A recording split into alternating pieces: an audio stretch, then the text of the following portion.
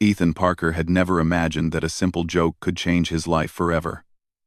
It was a quiet evening in the city park, the sun dipping below the skyline.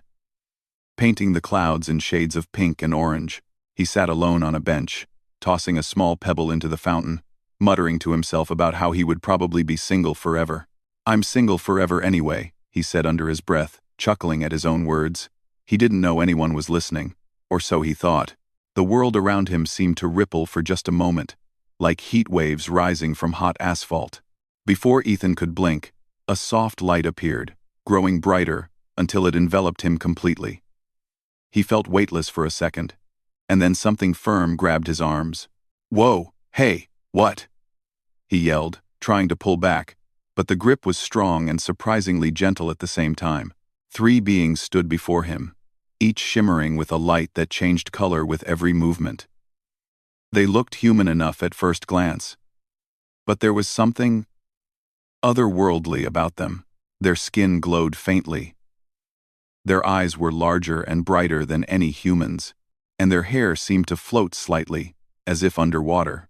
"You," said the one in the center, her voice melodic but commanding. "Do not struggle. We mean you no harm." What? What are you?" Ethan stammered, his heart racing. "We are the Sisters of Orintha," the one with violet-tinted hair said. "Ziri, Luma, and Kayla. And you are unusual. You are human. And yet you amuse us." Ethan blinked. "Amuse you? I think you've got the wrong guy." The sisters exchanged glances, their glowing eyes shimmering in a pattern he couldn't decipher. The tallest of the 3, Ziri, smiled faintly. "Your species is curious. You joke about your life, your loneliness, and yet there is something in you. Something unpredictable. We need that." Ethan swallowed. "Need what? I don't understand." "You will," said Luma, the one with soft green light surrounding her. "Come with us." Before Ethan could protest, the sisters lifted him slightly, though he felt no weight. In an instant, they moved through the air, leaving the park behind. The city lights blurred past him as the world shifted in ways he had never seen. Within moments, they arrived inside a ship unlike anything he could imagine. The interior was sleek, smooth, and filled with soft light. Panels and devices lined the walls, but nothing resembled anything human. The floor seemed to hum with energy, and the air smelled faintly of ozone and flowers. Ethan's eyes widened as he tried to take it all in. Where are we?" he asked, finally finding his voice. "This is our ship, Kayla," the third sister explained. "It travels between stars. You are safe here, for now." Ethan's mind raced. "Safe? You just grabbed me from a park. Who are you? Aliens? Is this real?" Ziri stepped closer, her eyes studying him carefully. "Yes. We are aliens. And yes, this is real. But you are special. You are human. And humans are rare. In our experience, special." Ethan repeated, incredulously. "For what? I'm just me. I joke. I work. I live alone." The sisters shared a look, and Ethan noticed a spark of amusement in their eyes. Luma's voice was soft now, almost teasing. "Exactly. That is what we are fascinated by. Your humor. Your independence. Your unpredictability." Ethan laughed nervously. "So, you kidnap humans because they joke too much?" "No," Kayla said firmly, though her lips curved in a tiny smile. "We observe humans, learn from them. They are clever. They survive. They improvise.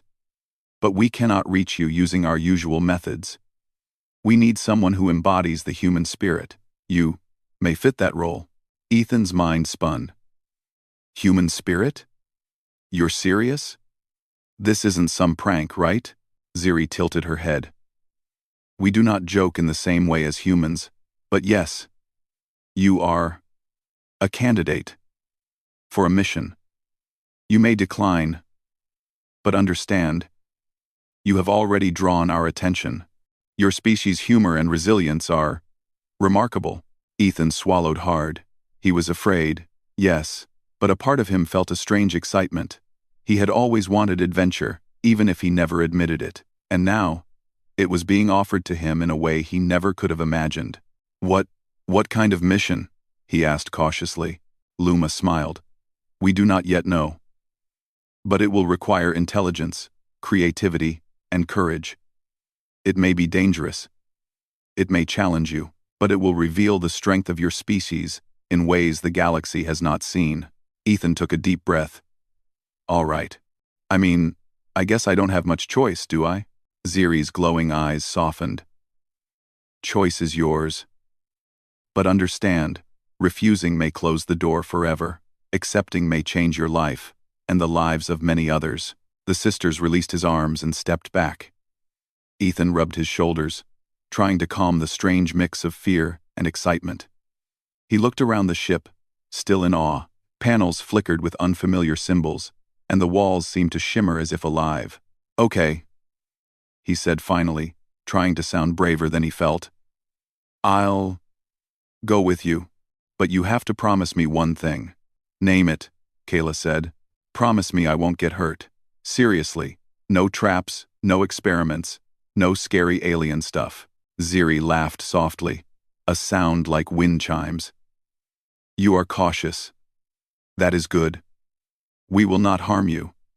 But we cannot promise life will be simple. Ethan nodded.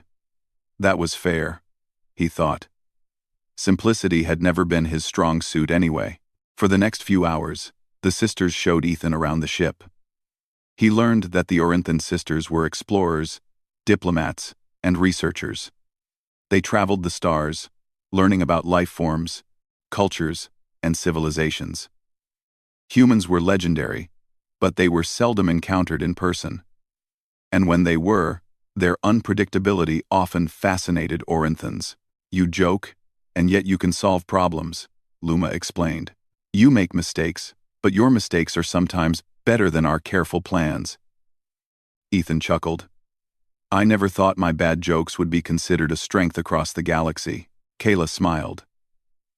Strength comes in many forms. Yours is your spirit, your humor, your creativity. As the ship glided through space, Ethan began to realize just how small Earth was. Stars stretched endlessly in every direction. Nebulae painted the darkness in colors he had never seen. The sisters moved with grace, their actions precise yet flowing, like a dance he could not hope to follow. Yet, despite their beauty and power, they watched him closely. He felt their curiosity, not as threat, but as interest. They wanted to see how a human would respond to situations beyond imagination. You will face tests, Ziri said finally, her eyes glowing brighter. Tests of mind, of courage, of your ability to adapt. But they are not meant to harm. They are meant to reveal the truth of humans of you. Ethan nodded. Tests. Okay. I can do that. I guess. How hard can it be? The sisters exchanged a small smile. We shall see, Luma said. That night, Ethan lay in a small chamber the sisters had prepared for him. It was unlike any room on Earth. Walls that shimmered, a bed that felt like floating clouds, soft light that shifted gently. He stared at the ceiling, thinking about what had happened. He had joked about being single, and that joke had pulled 3 alien sisters from across the stars into his life. He had no idea what awaited him, but for the first time in a long time, he felt alive with excitement. Maybe, he thought with a smile, being single had led to the greatest adventure a human could ever face. Outside his window, the stars stretched endlessly. And somewhere out there, the galaxy was watching, waiting to see what a human could do. And Ethan Parker, ordinary man from Earth, knew that somehow, he was ready. Ethan woke up to soft light filling his chamber. The gentle glow shifted slowly, almost as if it were breathing. For a moment, he lay there, staring at the ceiling, wondering if the events of the previous day had been real. The three alien sisters Ziri, Luma, and Kayla had indeed whisked him away from Earth, and now, he was on a ship, moving through the stars, far beyond anything he had ever imagined. A soft chime sounded, and the door slid open without a sound. Ziri stepped in first, her luminous eyes focused on him. "It is time for your first lesson," she said calmly. "Follow us." Ethan swung his legs off the bed, rubbing his eyes. "Lesson? Are we talking math or alien history?" Luma laughed softly, a sound like wind brushing over crystal. "Neither. It is about problem-solving, observation, creativity." The three sisters led him through the ship's corridors, which seemed to shift subtly as they moved. The walls shimmered with patterns that changed color depending on one's position. Ethan had to suppress a laugh. The place was like a dream that never ended. They entered a large chamber filled with strange devices. Holographic panels floated mid-air, showing rotating shapes, glowing symbols, and strange diagrams that seemed to move in impossible ways. A small sphere hovered in the center of the room, pulsing with soft blue light. "This is your first test," Kayla said. "The sphere contains a sequence of patterns. You must find the correct order to unlock it. But understand the sphere can adapt to your approach. Conventional thinking may not succeed." Ethan blinked. Okay. So, it's like a puzzle?" "Yes," Ziri replied. "But the puzzle is alive. It reacts to your mind, to your choices." Ethan stepped closer to the sphere, noticing the patterns rotating inside it. They were geometric shapes unlike anything he had seen, constantly changing color and form. His mind raced. He had always been good with logic puzzles on Earth. But this was different. The shapes shifted, almost as if they were aware of his thoughts. He reached out and touched the sphere lightly. It shimmered under his fingers. "It's reacting to me," he murmured. The sisters watched silently, their expressions unreadable. Ethan tried to analyze the patterns logically. He pushed buttons on the floating panels, aligned shapes, rotated symbols, but every time he made progress, the sphere changed, undoing his work. "This isn't working," he muttered. "It's too clever." Luma stepped closer. "Do not rely only on logic. Humans often solve problems with intuition, creativity, humor. Try thinking differently." Ethan stared at her, then at the sphere. "Creativity? Humor? You want me to joke at it?" Ziri's eyes glowed softly. "Perhaps. Or perhaps find a solution your species would naturally see, in ways the sphere does not anticipate." Ethan paused, thinking. Humans had a habit of solving problems in ways that were not strictly logical, relying on instinct or imagination. Maybe that was what the sisters wanted. He took a deep breath and smiled. "Okay, let's try this." He began pressing shapes not in order, but in patterns that seemed random. He made faces at the sphere, whispered jokes, even tried to tickle it with his fingers. At first, nothing happened. Then, the sphere pulsed, its light brightening and then dimming rhythmically. The shapes began to settle into a recognizable pattern.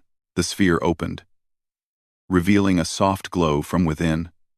Ethan stepped back, grinning. "I did it?" Kayla nodded, her eyes sparkling.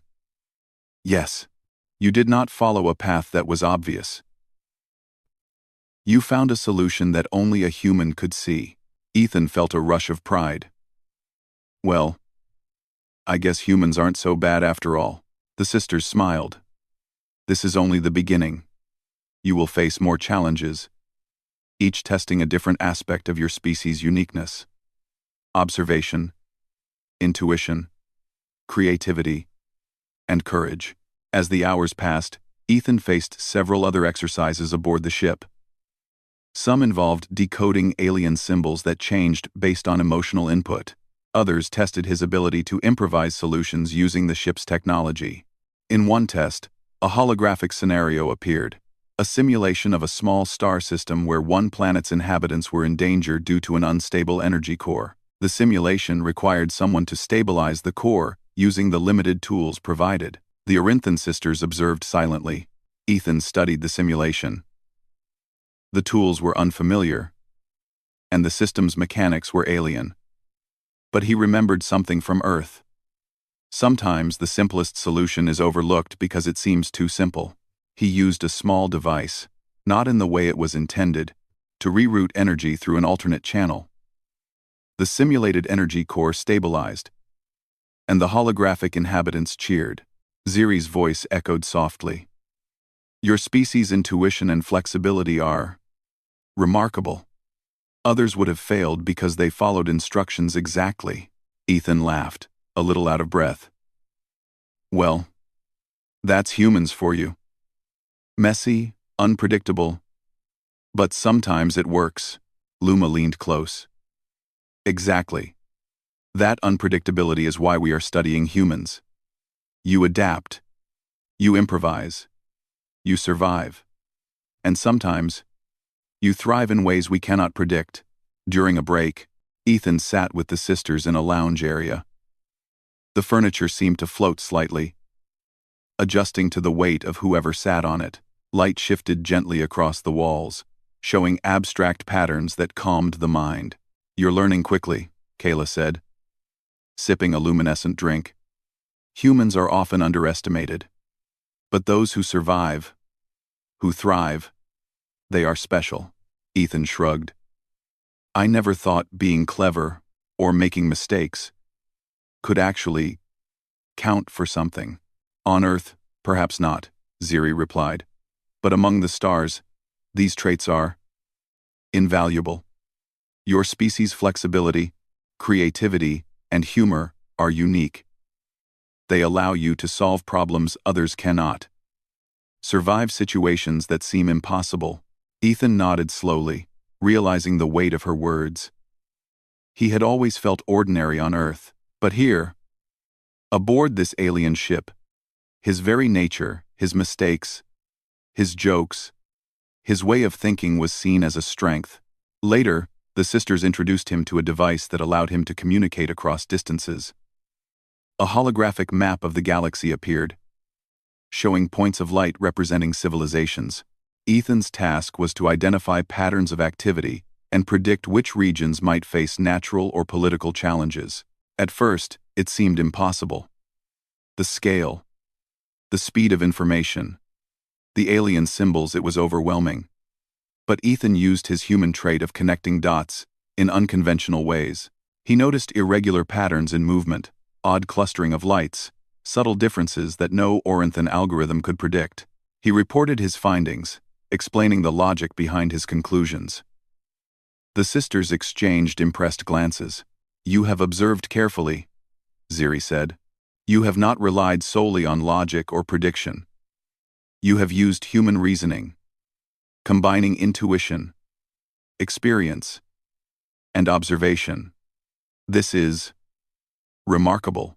Ethan smiled, feeling a mix of pride and relief. So, humans really are special in the galaxy? Yes, Kayla said. Your species' strengths are often overlooked, but they are powerful. Creativity, courage, humor. These are not weaknesses. They are tools, and you wield them naturally. As the day ended, Ethan found a quiet corner of the ship to rest. He stared out into the endless stars, thinking about what had happened. In one day, he had gone from a man sitting in a city park, joking about being single, to someone who was learning to navigate alien technology, solve impossible puzzles, and prove the worth of his species. It was overwhelming, yes, but also exhilarating. Somewhere in the distance, the stars shone with colors he could not name. Somewhere out there, civilizations moved in patterns he could barely understand. And yet, for the first time, he felt that humans had a place among them, not because of strength or power, but because of ingenuity, humor, and the courage to face the unknown. Ethan Parker, The ordinary human from Earth smiled.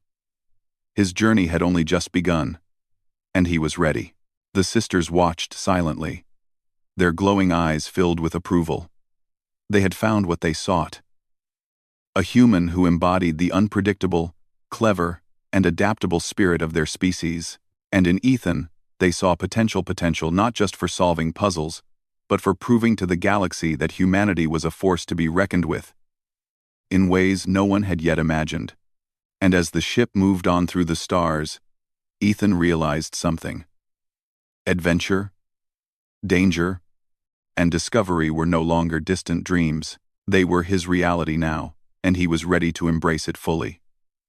The ship glided silently through the stars, the vast emptiness stretching endlessly beyond its shimmering hull. Ethan had grown more confident in his abilities, navigating alien technology, solving puzzles, and impressing the Orinthan sisters with his creativity.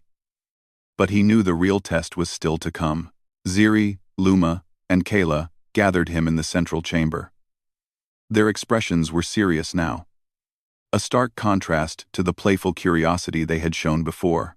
"There is a situation," Ziri began. "A faction called the Vectra has appeared in a nearby system. They are hostile, territorial, and highly aggressive. We must pass through their space to continue our mission. You may observe, or you may assist." Ethan frowned. "Assist? How? I'm not exactly trained for battle." "You are human," Kayla replied softly. "Your species' strength is not always physical. You think differently. You improvise. You adapt. That is what we need." Ethan swallowed. He had faced puzzles and simulations before, but this felt real. Danger was no longer a test. It was immediate, and the consequences were serious. The ship's sensors lit up with red alerts. The Vectra fleet appeared on the holographic map. Sleek, sharp-edged ships moving swiftly. Closing in on them, the sisters worked quickly, issuing commands, stabilizing energy shields, and adjusting navigation. Ethan watched, his mind racing. "Ethan," Ziri said, her voice calm but urgent. "The Vectra rely on predictable tactics.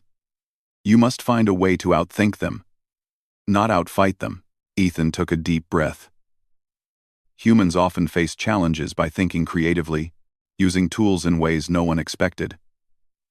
He scanned the ship's control panels, looking for anything unusual, anything he could use. Then he noticed a set of secondary energy conduits. The sisters had not mentioned them. They ran close to the hull, unused in normal navigation. An idea began to form. "What if we use the conduits to create a false energy signature?" he suggested. "Something that makes them think we are somewhere else?" "One." Kayla's eyes brightened. "That is clever. It might work." Ethan quickly explained his plan.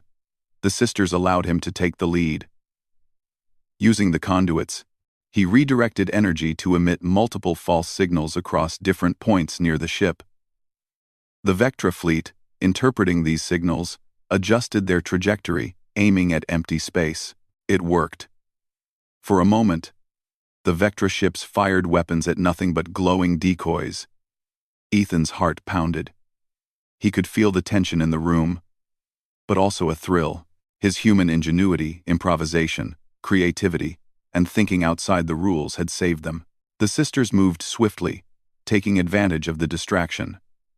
The ship slipped past the Vectra fleet, using their confusion to create distance. Ethan watched, amazed at what had just happened. "You did well," Ziri said quietly. "Humans often succeed because you do not rely solely on rules or predictions. You act." Unexpectedly, Ethan grinned, feeling a mix of pride and relief. "Well, that's humans for you. Messy, unpredictable, but effective." Kayla smiled. "And sometimes, that is all the difference in the galaxy." But their relief was short-lived. The Vectra were not easily fooled. Their ships began to regroup, closing in again. Faster this time. Ethan's mind raced. He needed another plan. And quickly. He noticed that the Vectra ships were using sensors tuned to detect energy signatures and movement patterns. What if he could interfere with that? He quickly analyzed the ship's interface and discovered a secondary system. A network of small drones used for maintenance and minor repairs. Let's use the drones, he said, to create multiple moving signals around us. If they think the ship is in multiple places at once, it might confuse their targeting systems. The sisters agreed. Ethan directed the drones, using them to emit energy pulses and move in erratic patterns. The Vectra fleet fired again, but their weapons struck empty space. The drones darted in all directions, each pulse creating false images on enemy sensors. It worked again. The Vectra ships became disorganized, colliding with each other in minor skirmishes. Ethan could hardly believe it. His quick thinking, improvising with tools meant for maintenance, had outsmarted a fleet of advanced warships. Ziri's voice was filled with approval. Humans are truly unpredictable. Your species' ability to improvise, it is extraordinary. Ethan felt a warmth of pride. For the first time, he realized that being human, messy, emotional, flawed, was an advantage. His creativity, humor, and resourcefulness had saved lives, proving that strength was not always physical. Once the Vectra ships retreated, the sisters allowed themselves a brief moment of relief. They congratulated Ethan, praising his courage and ingenuity. He felt a strange mix of exhaustion and exhilaration.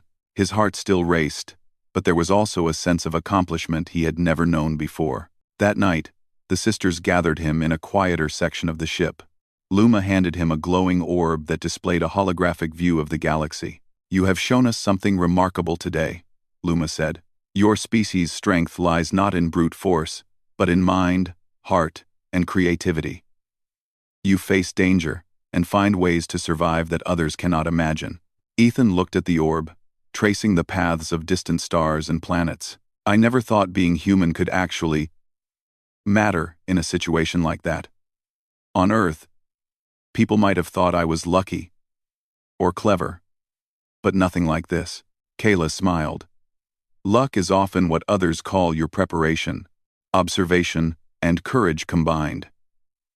You have demonstrated all of these and more. You are human, and that is your greatest strength." Ethan leaned back, feeling the weight of her words. He had always felt ordinary, overlooked, and small. But here, in the vastness of space, he realized that being human meant something that his species could thrive, adapt, and even outthink enemies far stronger and more advanced. In the following days, the sisters continued to train Ethan. He learned to navigate through asteroid fields using intuition rather than instruments, to decode alien languages quickly by noticing patterns the Orinthans had missed, and to repair critical systems with limited tools under pressure. Each challenge reinforced a simple truth. Humans were not the strongest physically, but they were clever, adaptable, and fearless when faced with the unknown. One afternoon, while repairing a minor system malfunction, Ethan noticed a small display flashing an irregular energy reading. He realized it was a warning of a potential hazard ahead, a collapsing star system whose gravitational pull could destroy the ship if they were not careful. He quickly calculated a trajectory using a combination of logic and instinct. The sisters observed silently, impressed at his ability to combine knowledge and intuition. The ship navigated the dangerous system smoothly, avoiding the collapsing star's energy waves entirely. "You do not simply follow instructions," Ziri said, her tone full of admiration. "You interpret, improvise, and act. That is why humans endure where others fail." Ethan nodded. "I guess all those years of figuring things out on Earth, solving problems, making mistakes, and learning from them actually prepared me for this." Luma smiled. "Exactly. Your mistakes, humor, curiosity, and courage are not weaknesses. They are tools. You wield them naturally." Through every challenge, Ethan learned more about the sisters and their world. They were brilliant, disciplined, and graceful. Yet they had never encountered a species quite like humans. Their admiration for him was genuine, and he found himself not just surviving but thriving under their guidance. By the time the ship left the Vectra-controlled space behind, Ethan felt transformed. He was no longer the ordinary man from Earth who joked about being single. He was a human who had faced danger, solved impossible problems, and proven his worth among the stars. Sitting in a quiet chamber later, he reflected on what had happened. Humans were small, fragile creatures on their home planet. But their minds and spirits were extraordinary. They could adapt, improvise, and survive where others might fail. That was the essence of the human species, and today, he had shown it not only to the Oranthan sisters but to the galaxy itself. The stars outside shimmered endlessly, and Ethan knew this was only the beginning. Greater challenges awaited, but he felt ready. He had learned that human ingenuity, humor, and courage were weapons of a different kind, ones that could turn danger into triumph. And somewhere, in the vast darkness of space, civilizations that underestimated humans might soon learn a valuable lesson. Ethan smiled to himself. Adventure, discovery, and danger were no longer distant dreams. They were real, and he was finally ready to face them. Ethan had grown used to the rhythm of life aboard the Oranthan ship, but the universe had a way of reminding him that peace was temporary. The stars outside the viewports shimmered, beautiful and distant, while the sisters moved about with calm precision. Yet tension still lingered from the encounter with the Vectra fleet. "Ethan," Ziri said, her voice carrying quiet urgency. "We have detected a diplomatic situation that requires your assistance." Ethan frowned. "Diplomatic? You mean talking?" "Yes," Kayla replied. "And more. The Vectra have demanded a negotiation, but they are unpredictable. They do not respond to conventional tactics. They will test strength, strategy, and ingenuity. We need you." Ethan took a deep breath. "Me? I'm not a diplomat. I'm just human." "Exactly," Luma said with a smile. "That is why you are needed. Humans think differently. Your perspective can surprise even the most advanced civilizations." The sisters guided Ethan to the communication chamber. Holographic projections of the Vectra leaders appeared, sharp-edged and imposing. Their voices were calm but carried an unmistakable threat. "You approach us," one of the Vectra began, "with your small ship and unusual companions. Why should we not destroy you for your intrusion?" Ethan glanced at the sisters. They nodded slightly, giving him encouragement. He squared his shoulders. "Because," he began, "humans have a way of seeing solutions where others see only problems. You may think strength alone matters, but creativity, adaptability, and cooperation are just as powerful." The Vectra leader tilted its head, curiosity flickering. "Explain." Ethan pointed to the projections of the fleet. "Your attacks failed because we do not act predictably. We adapt, improvise, and use the resources we have in ways you cannot anticipate. You may have power, but power alone is not enough." The Vectra exchanged glances, impressed despite themselves. Ethan continued. "We can help you see the benefits of cooperation. Conflict is easy. Solutions require intelligence, collaboration, and vision. We can work together, but only if you are willing to consider ideas outside your usual approach." A tense silence followed. Then, the Vectra leader spoke. "Your species is bold. Perhaps foolish, but bold. You may have one chance to prove your words." Ethan smiled.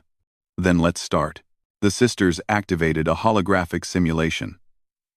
It displayed a system of planets with unstable energy cores, similar to what Ethan had faced before. The Vectra leaders were to see if they could manage the crisis, but Ethan was in control of the simulation's variables.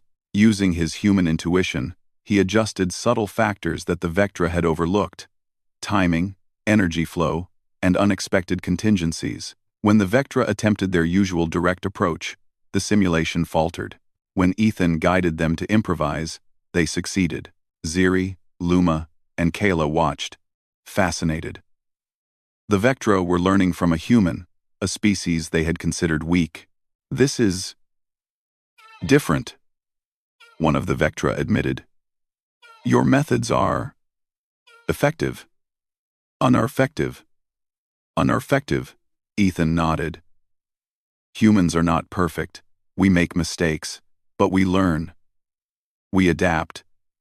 And when we combine intelligence, creativity, and courage, we can achieve what seems impossible." The Vectra leader paused. Then, slowly, it said, "Perhaps we have underestimated your species. Perhaps humans have a role in the galaxy beyond what we imagined." Ethan's heart raced. He had never thought his humor, curiosity, and quick thinking would carry this much weight. Yet here he was, proving the worth of humanity to an advanced, aggressive species. After the negotiation ended, the sisters congratulated him. "You have done something extraordinary," Luma said. "You have shown diplomacy, courage, and ingenuity. Humans may be small, but your influence can be great." Ethan grinned. "I just did what humans do. We think, we adapt, we try to solve problems.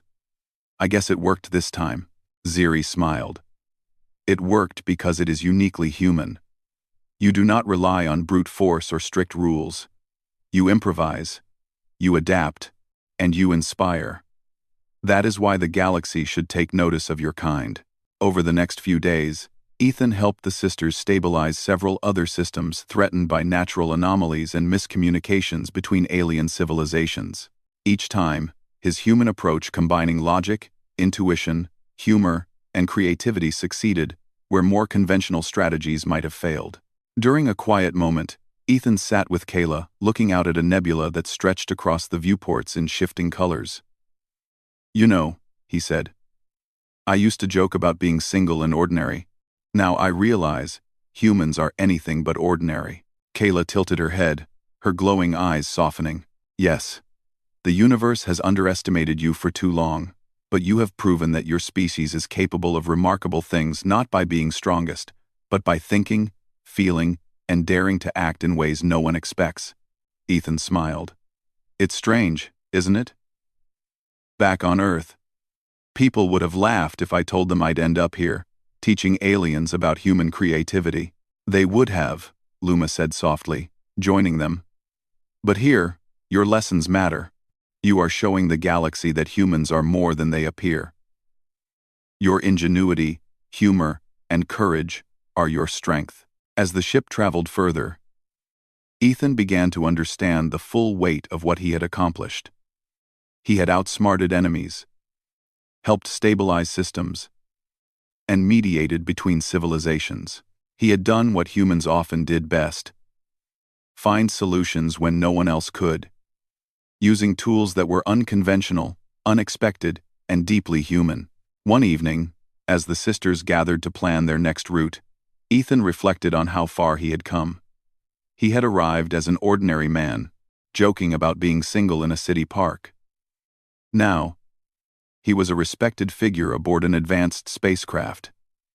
His abilities recognized and valued by alien minds, far beyond his comprehension. Ziri approached him quietly. "Ethan, you have grown. You have learned quickly and acted bravely. We have seen what humans can do. Not just you, but your species. You have proven your worth, and in doing so, you have inspired us as well." Ethan laughed softly. "I guess humans are full of surprises. I just did what I could." "Exactly," Kayla said. "And that is why humans endure, adapt, and inspire. They see possibilities others do not. They act when others hesitate. And in the face of the unknown, they rise." Ethan felt a deep pride swelling in his chest. He had always thought of himself as ordinary, someone who simply joked to pass time. But now he understood.